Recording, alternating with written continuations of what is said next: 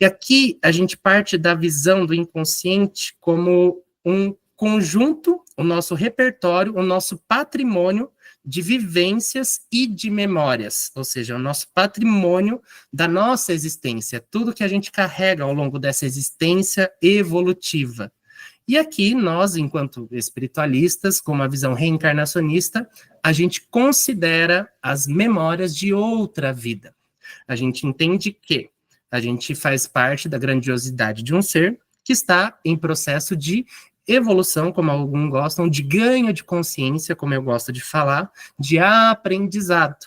Então, foram diversas outras existências. Eu gosto de usar uma metáfora que eu usei uma vez numa live, que é, imagine que a gente tem um corpo físico, né? Seria o hardware, seria a estrutura de um computador. Uma puta estrutura ligada numa fonte de energia muito potente, que é a Mãe Terra. Energia telúrica, Gaia, tudo aquilo que vocês vão estudar de chakra básico, energia telúrica, ou seja, a gente tem um supercomputador inteligentíssimo, bem feito, pecinha por pecinha, que sabe se auto-administrar, e a partir disso, a gente vem a consciência, né, e é como se fosse instalada nesse computador, né. O que é a consciência? É um programa autoconsciente que está buscando se aperfeiçoar. E para isso, ele precisa experimentar outros programas, ele precisa entrar em contato através de uma rede, certo? E para isso, ele é instalado, vamos assim dizer, a gente baixa o programa consciência no nosso corpo. Esse programa, ele tem meio que um reset, né? É tipo, para ele conseguir, só que ele carrega tendências. Então, ele carrega tanto as funcionalidades que foram boas, tipo, poxa, ele tem um processamento bom de tal informação, mas ele também carrega o que, vamos chamar aqui, os nossos lados sombrios, ou as coisas que a gente vem para tomar mais consciência, os nossos bugs. Os nossos bugs, os nossos glitches, aquela partezinha assim, quando você vai clicar num aplicativo, sempre dá erro. Então, a gente também carrega essas partes.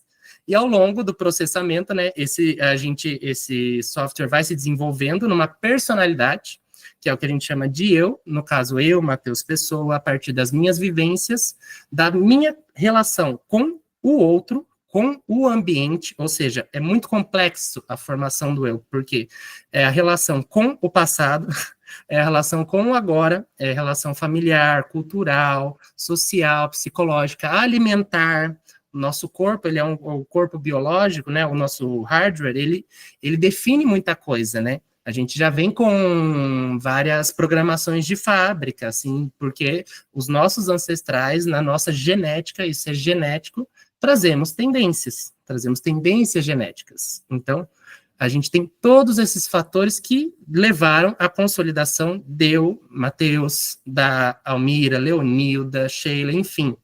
Só que a gente não pode esquecer daqueles bugzinhos. Então, a ideia da captação psíquica é uma possibilidade... Oi, Gi, bom dia. Acho que você levantou sem querer, né? Vou continuar aqui, mas depois vou abrir um tempo para perguntas, e hoje vai ter captação por mim, ó. A Gi já é conhecida nossa, assim. Então, onde que eu estava? Tá.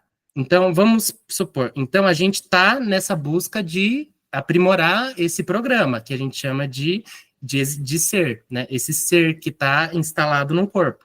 E tem diversos bugs que a gente pode chamar de memórias dissociadas ou fragmentadas, ou que estão em desarmonia com o ser.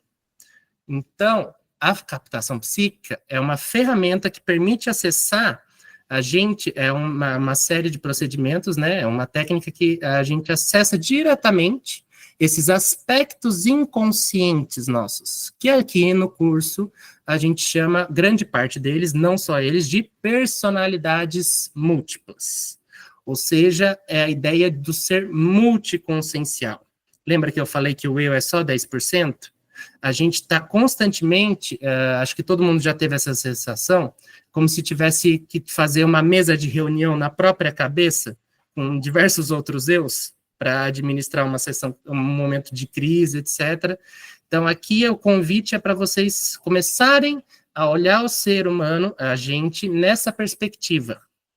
nessa perspectiva multiconsciencial.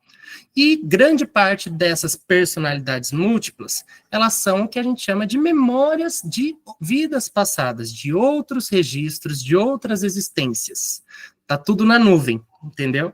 É como se tivesse, o programa rodou em vários computadores, aí fica tudo lá na nuvem, a gente vai, ao longo da nossa vivência, ele fala, putz, isso daqui eu lembro. Ele acessa aquele arquivo e a gente acaba repetindo padrões que são construídos ou reforçados ao longo de diversas reencarnações. Então, a partir do momento em que a gente utiliza a captação psíquica, o princípio básico dela é acessar, a ferramenta em si é acessar esses fragmentos de consciência, né, sejam de vidas passadas ou de vidas atuais, ou fragmentos de consciência de consciências não encarnadas, que é o que a gente pode chamar de um obsessor, por exemplo, uma entidade espiritual, que é um outro softwarezinho que está atrapalhando você de fora. Então, a captação psíquica, ela é essa possibilidade de acessar e com os procedimentos apométricos, ou seja, a nossa capacidade de interferência através de comandos e procedimentos no espiritual, a gente pega esse campo desarmônico, uma personalidade, vamos supor, por exemplo, aqui, abri uma captação e veio uma personalidade, a pessoa está numa tristeza muito profunda e veio uma personalidade de uma memória de outra vida onde aquele ser daquela vida passou por uma perda muito trágica, muito brusca, vamos supor, aqui é uma história hipotética, tá? Ela viu a vila inteira dela ser massacrada. Aquele contexto, ele guarda uma memória, né? É uma memória cheia de emoção. E aquilo fica incrustado no ser. E provavelmente entra em ressonância com outras memórias de outros contextos que também viveram perdas profundas. E aí o eu, nessa encarnação, vivenciando essas situações, acessa todo esse núcleo de dor. Esse núcleo que a gente pode chamar de um núcleo de tristeza, um núcleo de tristeza profunda. Eu fui lá, usei a captação psíquica, né, a partir da prática e tal, sintonizei no sentido de percebi que essa memória está no campo do meu atendido.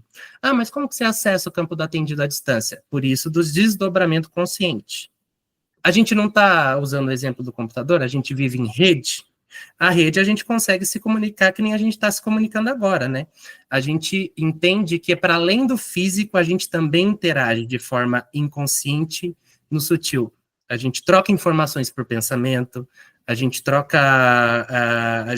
nossos pensamentos, eles influenciam nos ambientes, então a gente está sempre emanando e absorvendo informações dos outros de forma psíquica.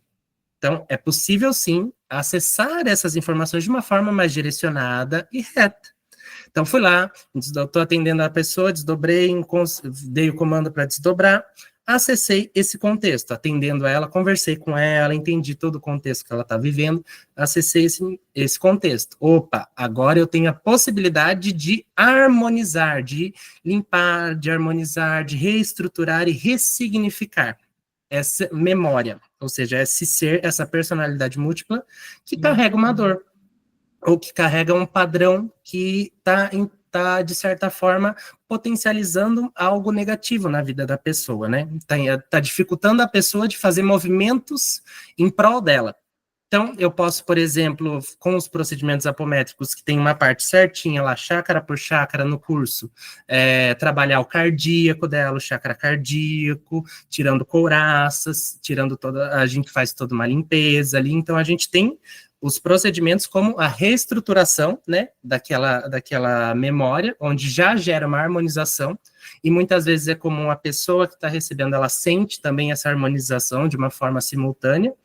E, por fim, como é um trabalho espiritual, a gente tem a parceria das fraternidades. Tem um módulo só sobre as fraternidades, como, por exemplo, os franciscanos, cada uma com seus princípios, que realizam trabalhos de acolhimento dessas personalidades. Por quê?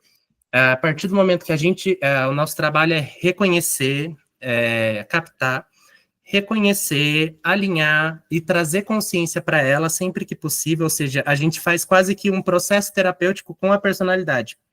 A gente conversa com ela um pouquinho para ela também criar uma certa consciência para que ela, afastada em tratamento com as fraternidades, ela agilize o processo dela de ganho de consciência, porque ela é uma parte sua. E ela é uma potência sua. Ela não é algo, as consciências não é algo que a gente simplesmente descarta e afasta.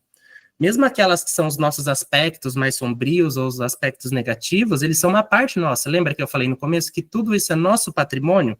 São coisas que a gente viveu, são coisas que a gente carrega. Tudo isso é importante para o nosso ser. A gente só está no momento onde a gente tem a possibilidade de ressignificar muita coisa.